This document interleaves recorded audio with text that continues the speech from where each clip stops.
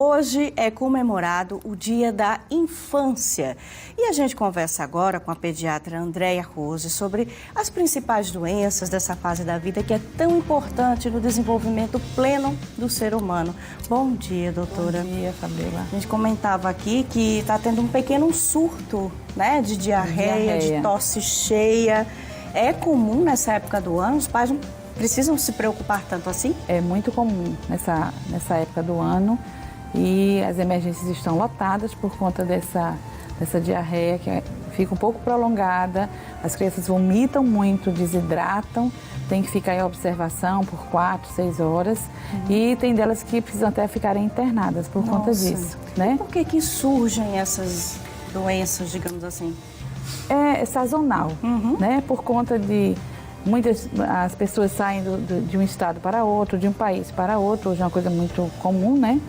E as doenças que eram pouco latentes começam a apresentar, a ficarem mais frequentes do que o habitual, né? Mudança de clima. O tempo também tem sido muito cruel, né? Muita chuva, um período muito prolongado de chuva. Tá aquele sol maravilhoso. Né?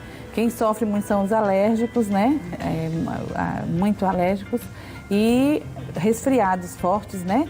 Que as crianças estão cursando muito com rouquidão, uma tosse cheia, que a mãe vai muitas vezes na emergência e usa troca de xarope várias vezes, mas que na realidade é um resfriado forte. Os cuidados que tem que ter então para evitar esse tipo de doença aí agora? Hidratar bem, desde pequenininho a gente tem que ter aquele cuidado de introduzir a água, né?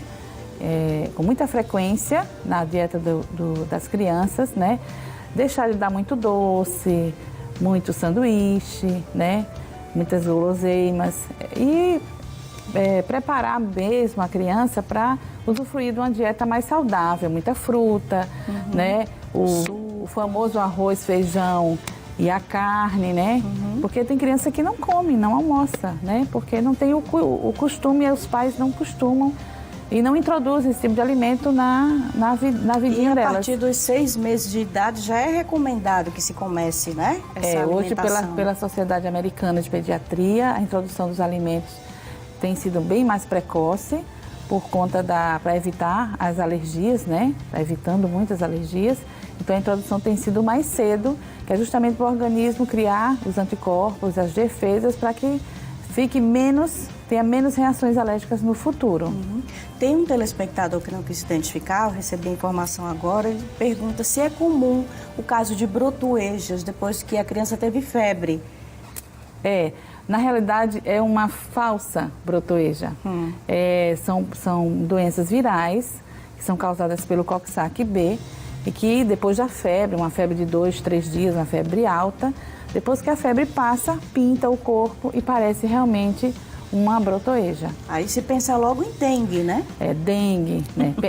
é o pavor das mães, né? É o dengue. Aí vai para a emergência, faz os exames, aí vê que não tem a ver. Aí né? o que fazer quando surgem essas falsas brotoejas? É só manter a hidratação, repouso da criança, não deixar a criança que está em idade escolar frequentar a escola, né? Até passarem essas pintinhas. E aí, do mesmo jeito que ela começou, ela vai embora.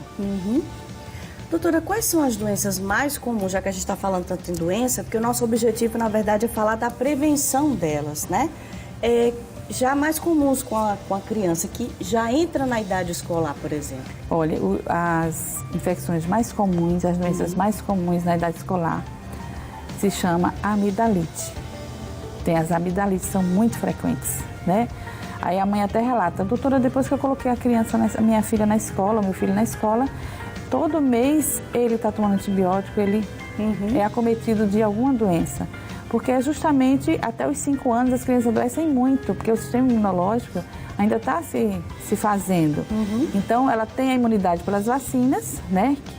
E tem a imunidade pela doença, pelo contágio direto com outras crianças. Tudo que encontrou no chão pela frente quer colocar na boca. Exatamente. É a fase fálica que chamam. Exatamente, isso é muito forte na criança.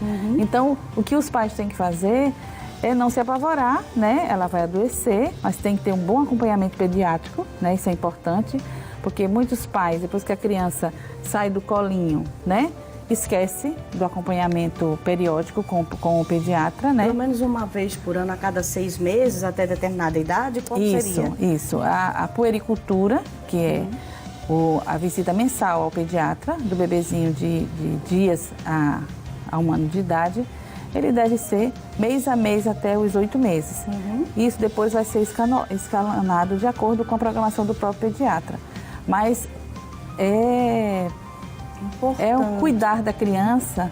Ir para o pediatra é um ato de amor, né? Porque não pode deixar a criança sem tem uma outra pergunta aqui dizendo que a Cláudia de Arapiraca está perguntando se a questão da pneumonia, ela apresenta, às vezes a criança não apresenta sintomas, não aparenta ter nada, mas aí de repente quando vai no posto de saúde está lá dizendo, não, é pneumonia. Isso acontece? Acontece, principalmente se for uma criança de uma faixa etária maior, tipo 6 anos, 7 anos, é muito comum, né?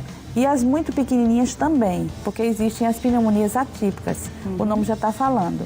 Ela cursa diferente da outra. A outra tem febre, tem tosse, tem cansaço, tem falta de apetite, né? Fica roxinha. Essa não. A criança, ela começa a ficar assim, muito quieta, cai logo o apetite. Então ela fica assim, uma criança que não está no ritmo normal dela. Essa, por exemplo, que a gente falou agora, tinha 6 meses só. Isso. Pequenininha. E muito comum também são as pneumonias virais, que são tratadas às vezes como resfriado, né? E os resfriados também, que às vezes são tratados como pneumonia, né? Aí tem que haver a importância do diagnóstico. E correto. do acompanhamento, porque quem conhece o seu filho é quem cuida dele desde pequenininho. Então, não convém estar trocando, você tem que ter, porque a relação do pediatra com o seu filho, é uma relação de profissionalismo e confiança. Acaba sendo de amizade para o resto da vida, Tem né? pediatras que eles entram e saem de várias gerações de uma família só. Então, o acompanhamento... Tem uma frasezinha que o Isamitiba sempre disse, quem ama, cuida. Então, o cuidado é desde quando você pensa que vai ser mãe, durante a gravidez, o pré-natal tem que ser um pré-natal bem feito.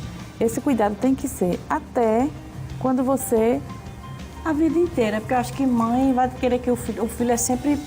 É sempre pequenininho, é o Carlinhos, é a vida inteira. Porque quem ama quer estar junto, quer estar cuidando, pergunta se comeu, pergunta se está com frio. Então eu acho que isso é para a vida toda. Eterno mesmo, né?